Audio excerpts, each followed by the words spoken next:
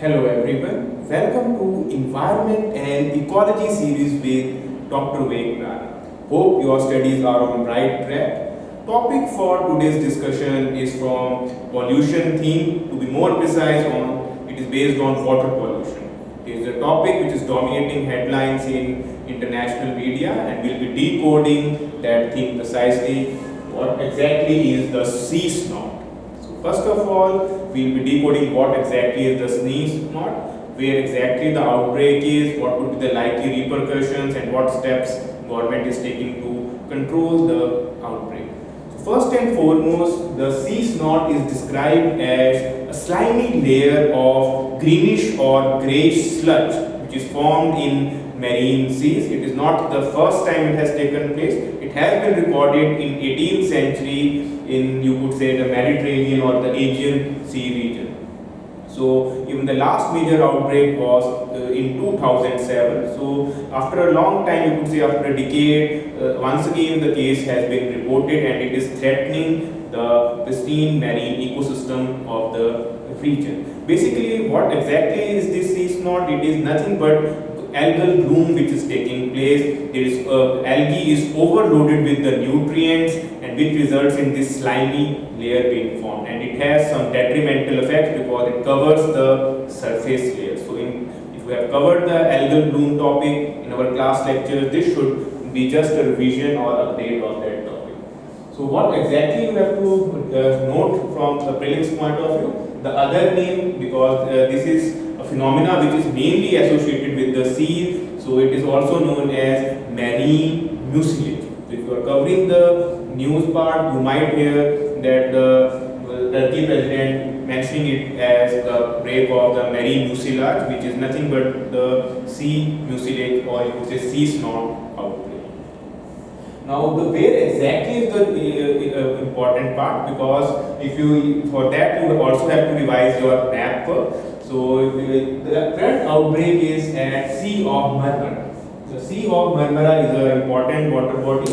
It connects Black Sea with the Aegean Sea, and we know the Aegean Sea eventually is linked to the Mediterranean Sea. So it's an important strategic, you could say, geopolitical location, which is an important waterway apart from the marine biodiversity. So make sure you go through the geographical location of Sea of Marmara, which are the two countries which are in vicinity. It's the Turkey and Greece, and also what all states, thus the Black Sea, because there is a possibility that this marine mucilage might spread to Black Sea, and that alarm bell are already ringing, and that would be a major step. But hopefully it will be controlled in few days.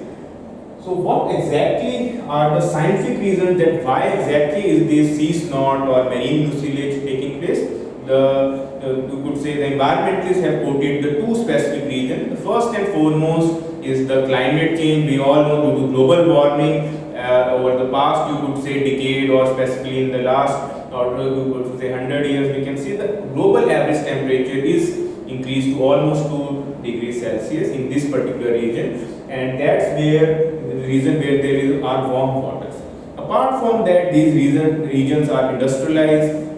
So lot of industrial and household waste are being dumped into the seas, so that automatically gives rise to the water pollution. So when you combine these two themes, the resultant is this marine mucilage. So you can say it's the global warming and the water pollution from the industries and household, which are the key reasons attributed to this overgrowth of algae.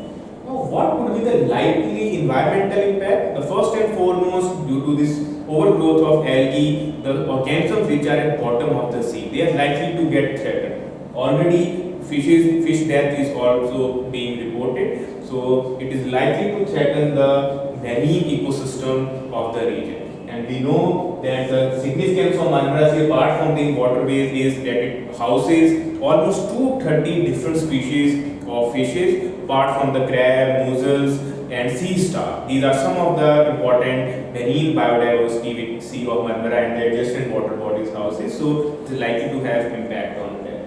And not only that, all the fishermen community who are dependent on the fish catch for their livelihood is going to be affected. So already we have seen the COVID affecting the livelihood opportunities. So this disasters also contribute to the livelihood loss. So this is where the alarm bells are ringing. And also they say due to contaminated water, there is a possibility of outbreak of waterborne diseases like cholera as well. So the nearby cities of Istanbul, the capital, they might even have an outbreak. So if the right time alert has been sounded and appropriate remedial steps are being taken. It's a natural phenomenon, it just has aggravated, and it's a, you could say, once in a decade like phenomena which occurs, but there are man-made reasons as well. So I hope you are clear what exactly are the ramifications of this outbreak, and the concerns, bigger ramification is that if not controlled or taken for granted, it might just spread to the larger water body of Black and Aegean, because already some early signs are being reported. So make sure you just go through the eutrophication topic, the algal bloom, the fish death or the dead zone concept, because these are the basic concepts on which this phenomena is based on. And you, in case you are not able to gauge what exactly is happening, or you have any specific query, you can ask them in comment section. So these are some of the themes, and apart from that, that already I have highlighted, the map work has to be covered as well, so that any geographical question based on this might be asked. So you should be mentally prepared to deal with it, because whenever such water bodies are in news, the geography examiner tends to ask what are the countries which are sharing border, or what are the seas which connect these. So this is what we have in today's lecture. Hope you got a fair idea of sea snot or marine mucosa. We'll be back soon with another current affair lecture on science and tech and environment. Stay tuned. Have a nice day.